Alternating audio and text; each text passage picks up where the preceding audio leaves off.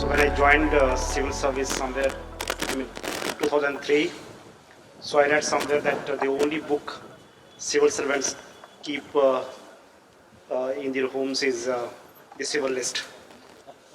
So it's a book which is a list of the officers in the state and where they are posted.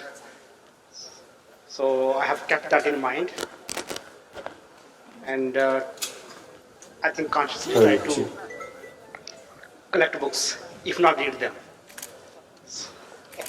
So having books and reading them is again very different. Some I have read 25, 50%, 75%. Of late I have been reading Early Indians by Tony Joseph. Yesterday he was here. I'm about to complete about 25, 30 pages are left, but that is there.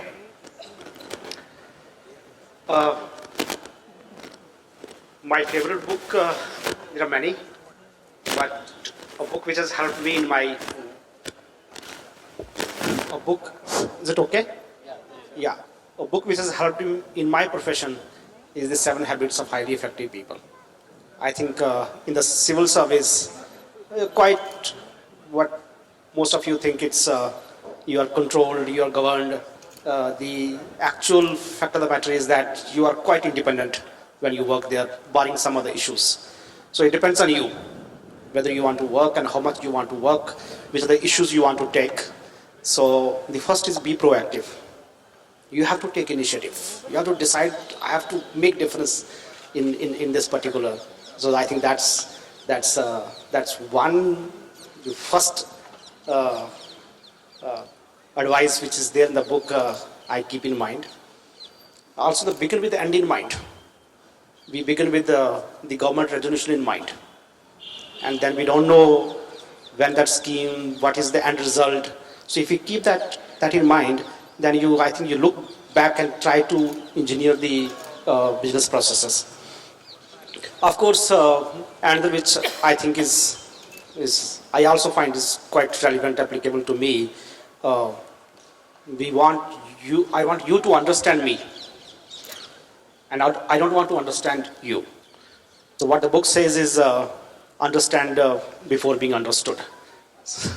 So I think that is probably not only in the professional work, in whole of society, most of the problems we are having, the problem actually is that we want people to understand us and not understand the people or the opposite point of view.